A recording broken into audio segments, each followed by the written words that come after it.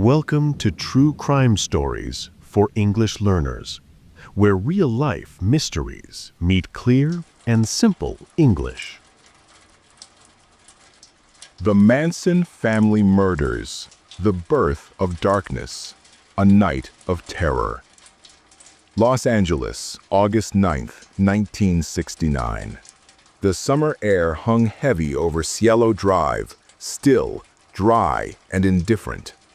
Inside the elegant home of actress Sharon Tate, soft music played from a record player, mixing with the scent of cigarette smoke and perfume. Outside, a car slowly approached, its headlights briefly cutting through the dark hills of Benedict Canyon before vanishing. 4 figures emerged from the shadows, their movements deliberate, their eyes cold and distant.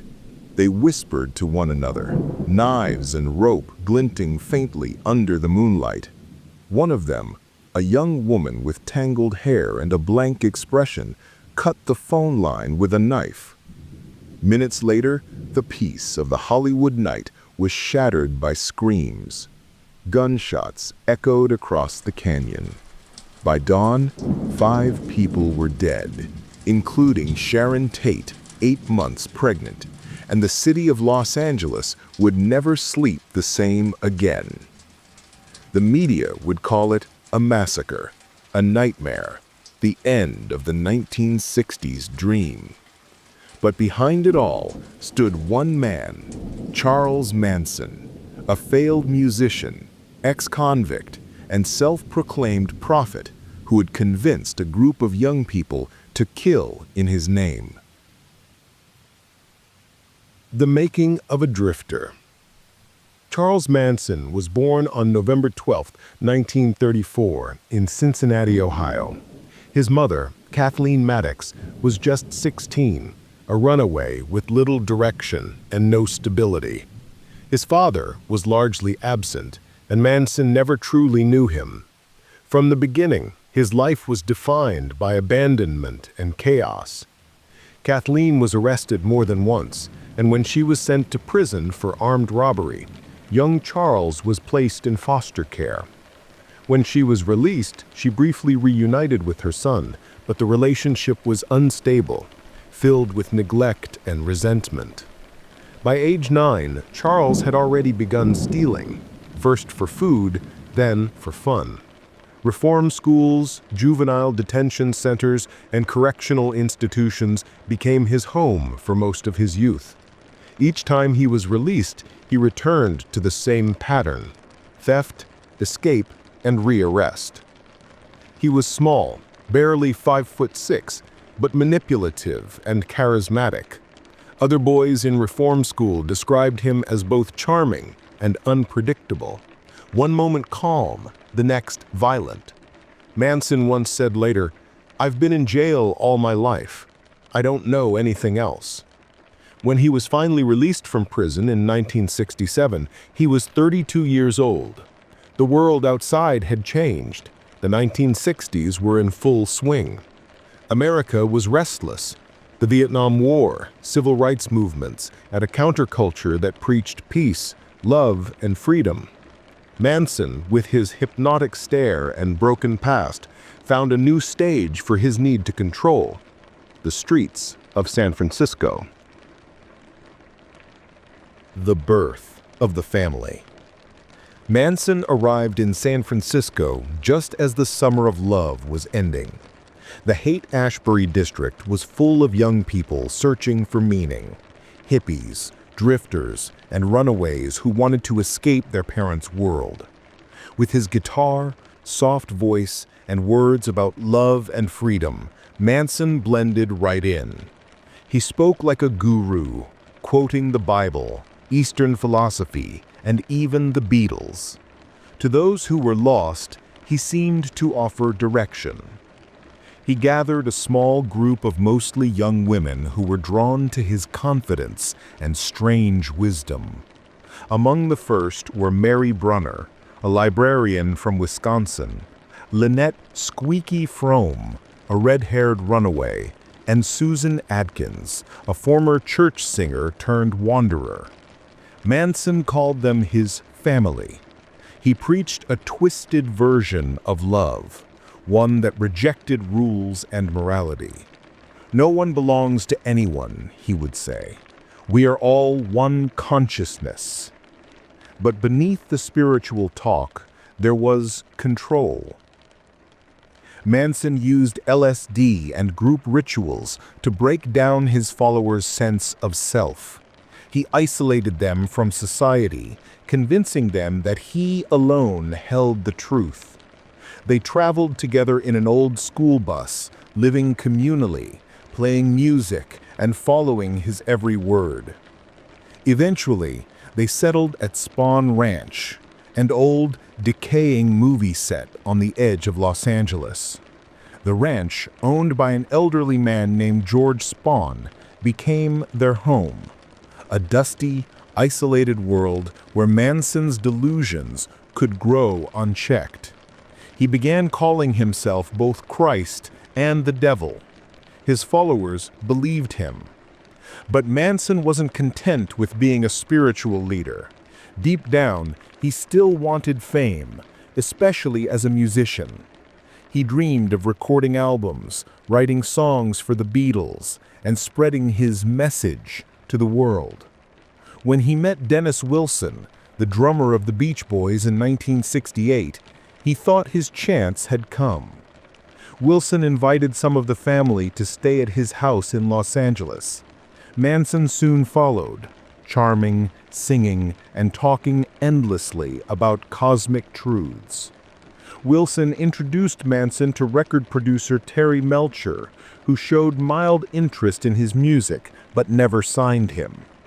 To Manson, this rejection was personal, and it would plant the seed of something dark. He began speaking of an impending apocalypse, a race war that he called Helter Skelter, named after a Beatles song. Manson claimed that black Americans would rise up and overthrow the white population, but they would be too unprepared to lead, and the family would emerge from hiding to rule the new world. This prophecy became his obsession. And when the music industry ignored him, Manson decided to make his own revolution happen, through blood. Nights of Chaos, Blood in the Hills. By the summer of 1969, life at Spahn Ranch had grown darker. What began as free love and psychedelic dreams had turned into something twisted, a cult of fear and obedience. Charles Manson's voice had changed too. It was no longer soft or charming. It was sharp, filled with fury. He told his followers that Helter Skelter was coming soon, that they had to act to start the chaos that would tear society apart. He said, "We will show them how to start the revolution. We'll light the fuse." The first night, Cielo Drive. On August 8, 1969, Manson gathered 4 of his followers, Tex Watson, Susan Atkins, Patricia Krenwinkel, and Linda Kasabian. He gave them simple orders. Go to the house where Melcher used to live. Kill everyone inside. Do it well. The house he meant was 10050 Cielo Drive, the former home of record producer Terry Melcher. Manson didn't know that Melcher had moved out months earlier and that actress Sharon Tate, wife of director Roman Polanski, now lived there. That night, the 4 family members drove through Los Angeles in a borrowed car. The city glowed below them, lights shimmering like fireflies in the valley.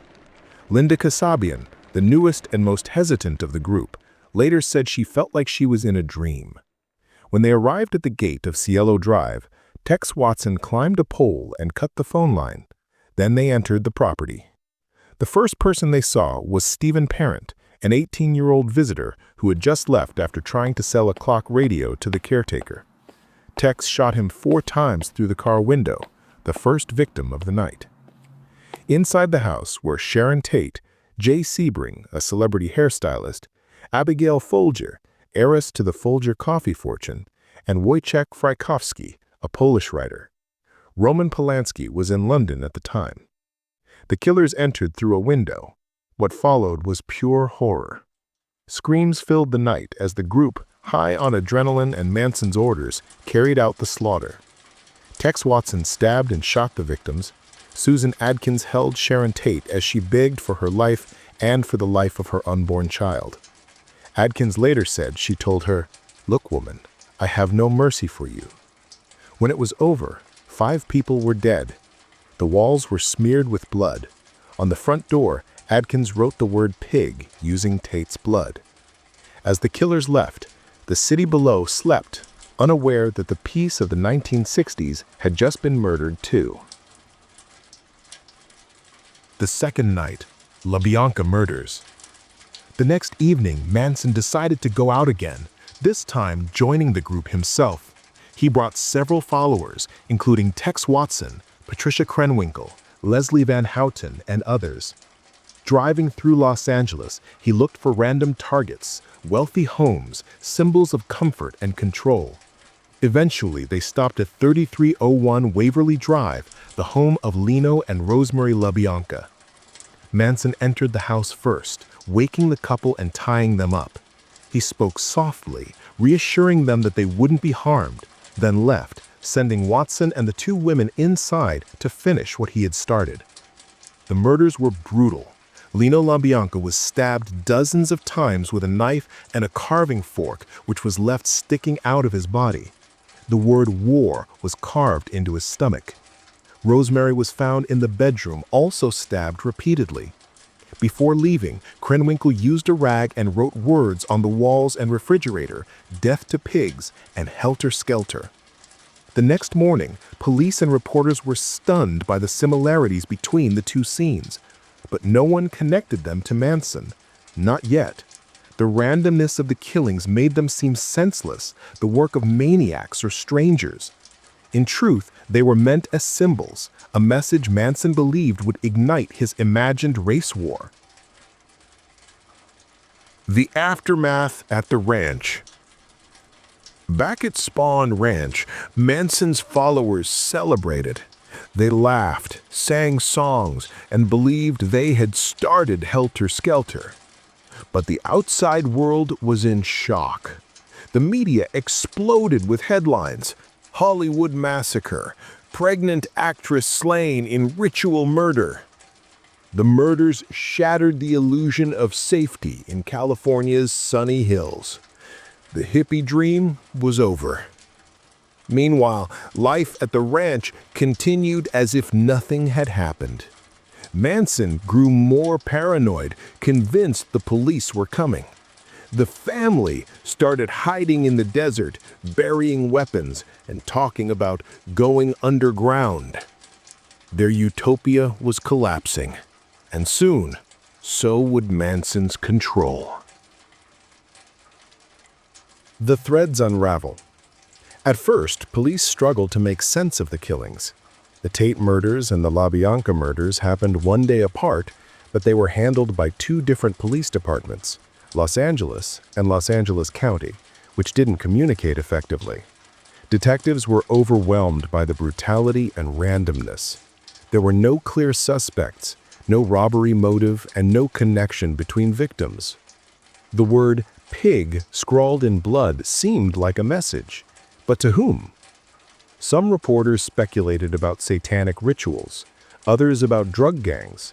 Few imagined that the killers were young drifters led by a failed musician living in a dusty ranch.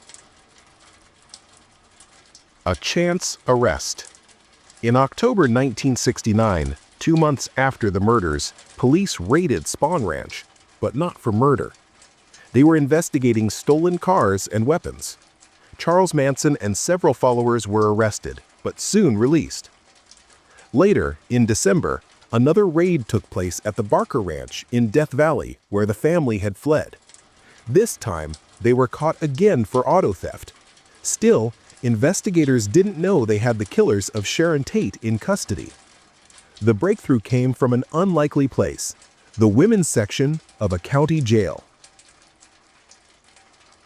The Confession of Susan Atkins.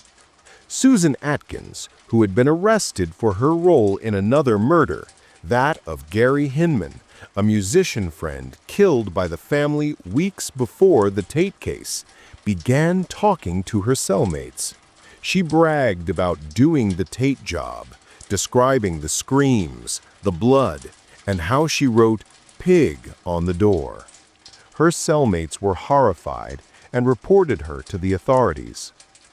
Detectives quickly realized they had their lead. They re-examined evidence, matched footprints, and connected the dots between Spahn Ranch, Manson, and the murders.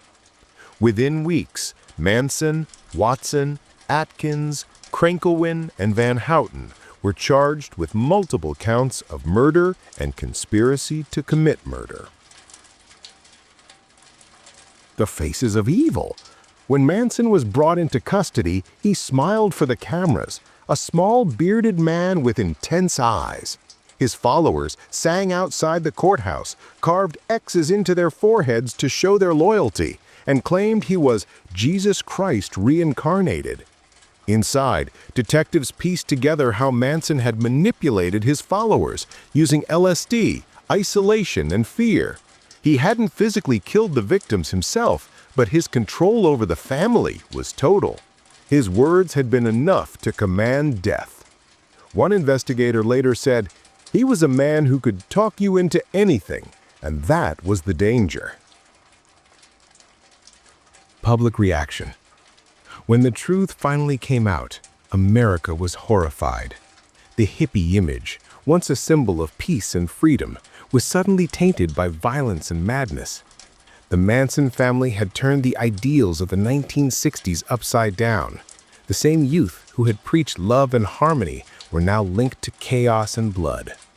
The trial that followed would be one of the most infamous in U.S. history, not just for its crimes, but for what it revealed about control, charisma, and the darkness within human belief. The trial of the century. The cult faces justice. The arrests and the circus begins. By late 1969, the Manson family was behind bars, but their legend was already spreading through the media like wildfire. Newspapers printed photos of the young women, smiling, singing, and showing no remorse. Charles Manson's face, small and bearded, appeared everywhere. His stare, part charm, part madness, seemed to hypnotize the nation. The trial began in June 1970 in Los Angeles. Manson, Susan Atkins, Patricia Krenwinkel, and Leslie Van Houten were charged with 7 counts of murder and 1 of conspiracy. Tex Watson would be tried later after being extradited from Texas. From the very first day, the courtroom became a stage. Manson carved an X into his forehead, declaring that he was X'd out of society. His followers, sitting outside the courthouse, did the same. They camped on the sidewalk, chanted, and sang Manson's songs. "You can lock up our bodies," one of them said, "but you can't lock up the truth." Inside, Manson disrupted the proceedings constantly, shouting at the judge, laughing at witnesses, and once even lunging toward the bench before being restrained. The spectacle fascinated and horrified America. It was no longer just a murder trial. It was a national obsession. The testimonies. Linda Kasabian, who had been part of the first night's murders but didn't participate in the killings, agreed to testify for the prosecution in exchange for immunity. Her calm, detailed account of the Tate and LaBianca nights brought the horror to life inside the courtroom. She described Manson's quarters, the fear she felt, and the chaos inside the house on Cielo Drive. When she broke down in tears, the jury fell silent.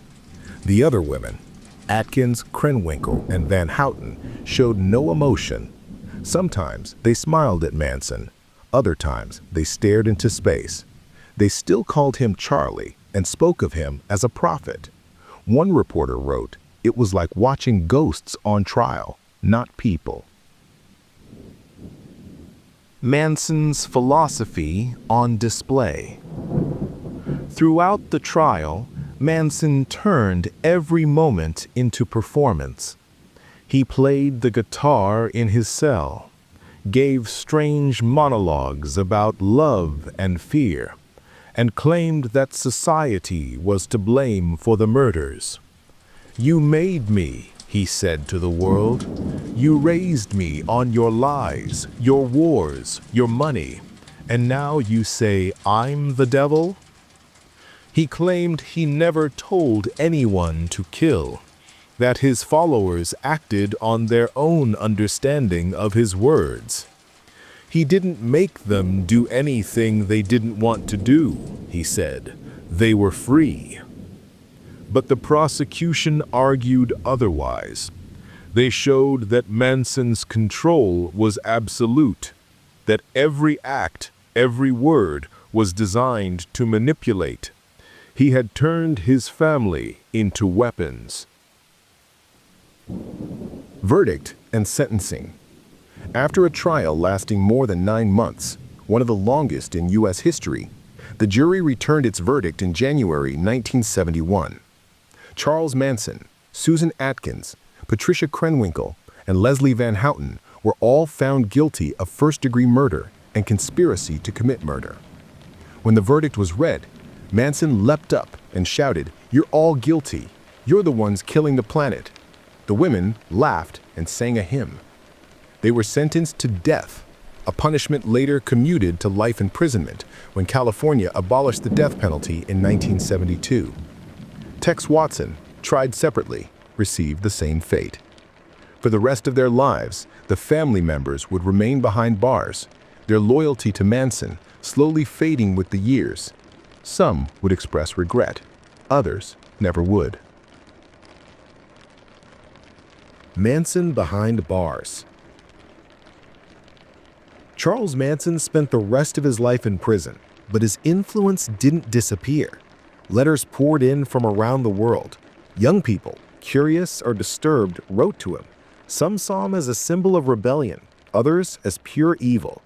He granted interviews, sometimes speaking calmly, other times ranting about race wars and cosmic destiny. His eyes burned with the same intensity that once drew people to him. When asked if he felt remorse, he replied, "Remorse for what? I didn't kill anyone. I just opened the door. They walked through it."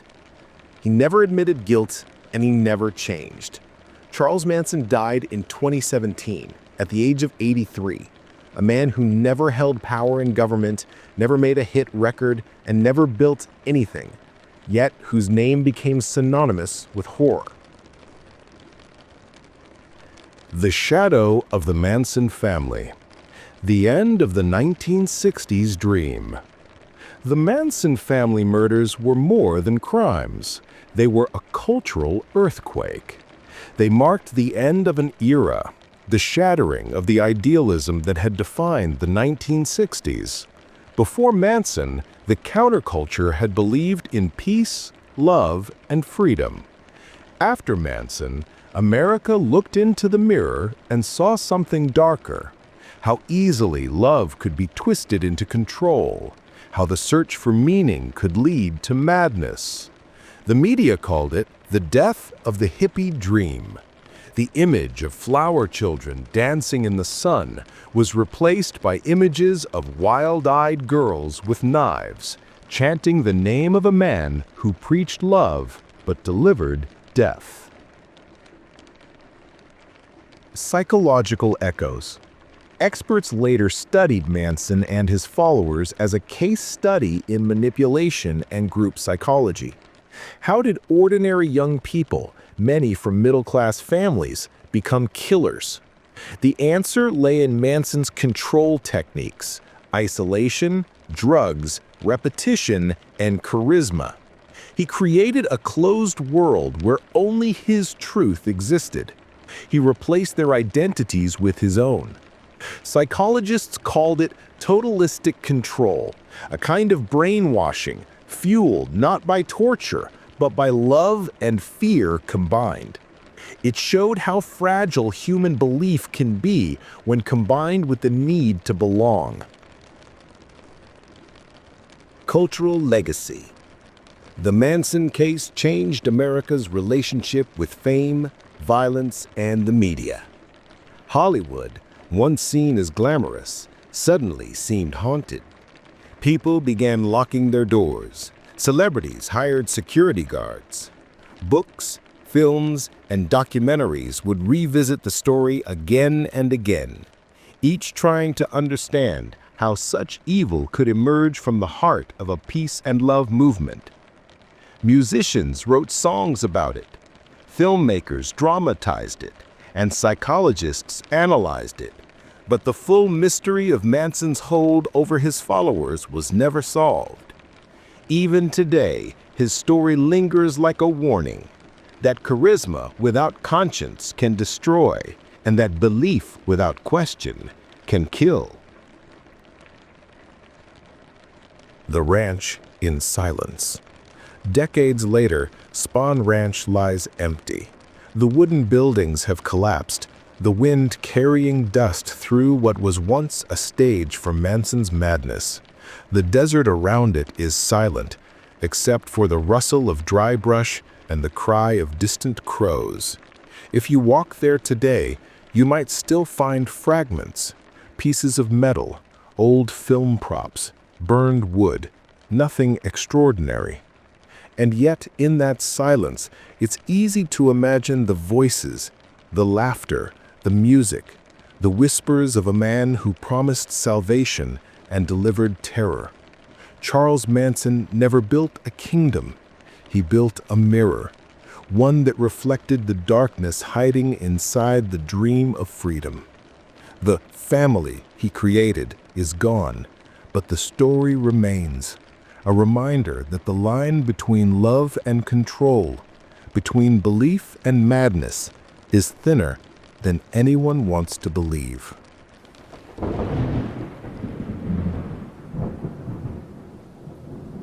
Another dark chapter closed, but the mystery of human nature continues. Thanks for listening to True Crime Stories for English Learners. Don't forget to subscribe and join me next time for another real story that's stranger than fiction.